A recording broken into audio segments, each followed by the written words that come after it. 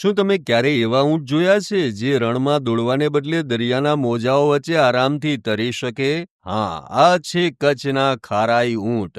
વિશ્વની એકમાત્ર એવી પ્રજાતિ કે જે દરિયાના ખારા પાણીમાં 3 કિલોમીટર સુધી તરીને ચેરિયા ખાવા જાય છે. પણ અફસોસ, કુદરતનું આ અજાયબ સર્જન હવે અસ્તિત્વની લડાઈ લડી રહ્યું છે.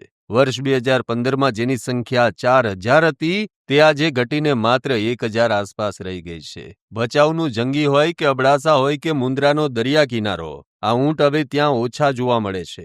કારણ તેમનો મુખ્ય ખોરાક એટલે કે ચેરિયાના જંગલો સતત ઘટી રહ્યા છે. વધતા જતા ઔદ્યોગિક એકમોના કારણે ચેરિયાના ઝાડ કપાતા જાય છે અને પરિણામે આ અનોખી નસલ હવે ભૂખે મરી રહી છે. આ ગંભીર સમસ્યાને વાચા આપવા માટે હાલમાં જ કચ્છ યુનિવર્સિટી ખાતે એક મહત્વનો સેમિનાર યોજાયો. સહજીવન સંસ્થા અને ઊંટ ઉછેરક માલધારી સંગઠન દ્વારા આયોજિત આ બેઠકમાં પશુપાલન વિભાગ અને ફોરેસ્ટ વિભાગના અધિકારીઓ પણ જોડાયા હતા. ચર્ચાનો વિષય એક જ હતો, જો ખારાઈ ઊંટને બચાવવા હશે તો પહેલા ચેરિયાના જંગલોને બચાવવા પડશે. માલધારીઓની આજીવિકા અને કચ્છની ઓળખ બંને આ ઊંટ સાથે જોડાયેલા છે. ખરાઈ કેમલ સ્વિમિંગ કેમલ તરીકે ઓળખાતી પ્રજાતિ જેનું પાલન કરવાનું ગુજરાતને સૌભાગ્ય મળ્યું છે. વિશ્વમાં આ એકમાત્ર એવી પ્રજાતિ છે જે ડ્યુઅલ ઇકોસિસ્ટમ ઉપર નભી શકે છે અને ખાસ કરીને મેંગ્રુવ ઇકોસિસ્ટમ એ એના ચરિયાણનું અગત્યનું જગ્યા છે. ગુજરાતમાં ખરાઈ કેમલના નંબર્સ ઘણા બધા ઓછા થઈ રહ્યા છે. એના પાછળ મુખ્ય કારણો છે કે ચરિયાણની ભૂમિ છે એ ઓછી થઈ રહી છે. બોર્ડર સિક્યોરિટી ફોર્સના લીધે ઘણી વખત એમને ચરિયાણમાં એક્સેસ મળવાના પણ રિસ્ટ્રિક્શન આવી રહ્યા છે અને આર્થિક ઉપાર્જનના આયામો ઓછા થઈ રહ્યા છે. દૂર બેટમાં ચરિયાણ માટે લઈ ગયા હોવાથી મિલ્ક માર્કેટ સાથે પણ એમને જોડાઈ રહેવું અઘરું પડતું હોય છે.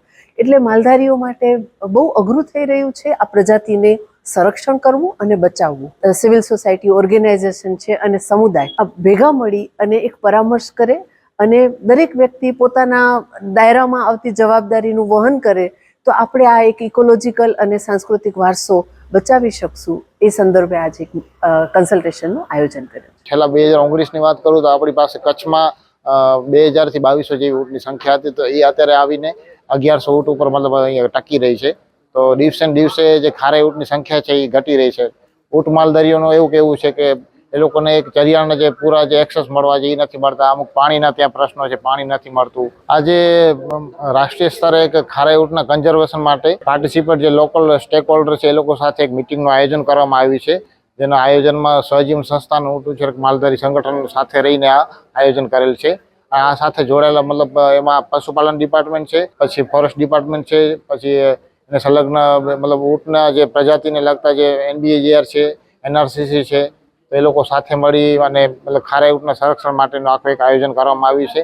અને એમાં એમના ચરિયાણના મુદ્દા છે, એમના ગ્રેજિંગના છે, એમના આજીવિકાના છે, તો એ બધા મુદ્દાઓને આપણે સાંકળીને કેમ આપણી જે ખારાઈની જે નસલ છે, યુનિક બ્રીડ છે, તો કઈ રીતે ટકી શકે એના માટે આખું એક આયોજન કરવામાં આવ્યું છે. રાષ્ટ્રીય માન્યતા પ્રાપ્ત આ ખારાઈ ઊંટ માત્ર પ્રાણી નથી, કચ્છની વિરાસત છે. જો આપણે આજે જાગૃત નહીં થઈએ તો કદાચ ભવિષ્યમાં તરતા ઊંટ માત્ર તસવીરોમાં જ જોવા મળશે. ત્યારે ચાલો આ અનોખી નસલ અને પર્યાવરણને બચાવવા માટે અવાજ ઉઠાવીએ. આવા જ અવનવા વિડીયો જોવા માટે ફોલો કરો ઇન સેકન્ડ્સ.